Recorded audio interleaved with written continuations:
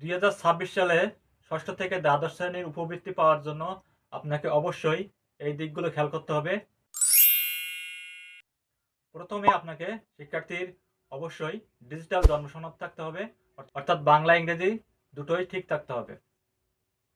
দ্বিতীয় নম্বর হচ্ছে পিতা ও মাতার জাতীয় পরিচয়পত্র।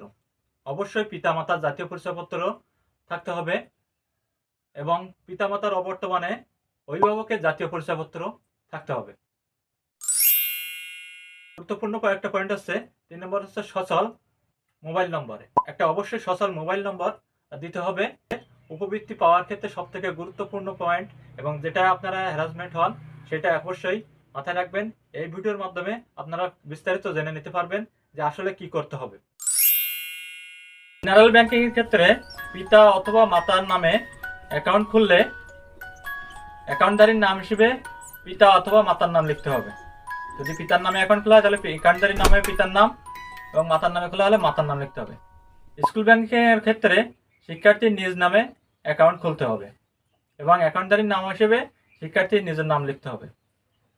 পিতা অথবা মাতা না থাকলে অভিভাবক হিসেবে আপন দাদা দাদি নানা নানি ভাই বোন এর নাম এন্ট্রি করলে সেখানে শিক্ষার্থীর স্কুল ব্যাংকিং অ্যাকাউন্ট খুলতে হবে। স্কুল ব্যাংকিং অ্যাকাউন্ট খোলার ক্ষেত্রে শিক্ষার্থীর অ্যাকাউন্টধারীর নাম হিসেবে শিক্ষার্থীর নাম দিতে হবে।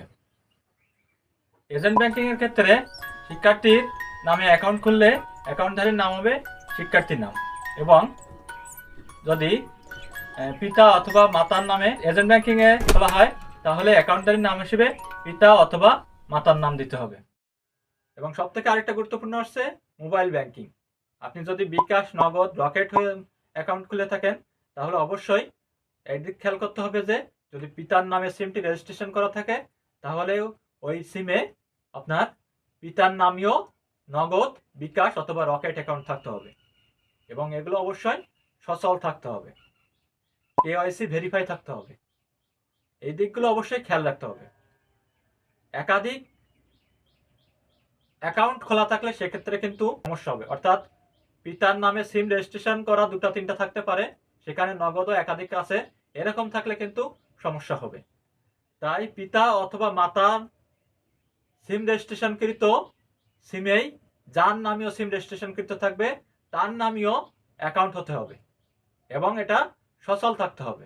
তা না হলে আপনার টাকার জন্য পেতে হ্যারাসমেন্ট হবে, বাউন্সড হবে, বিভিন্ন রকম সমস্যা হবে, আপনি টাকা পাবেন না।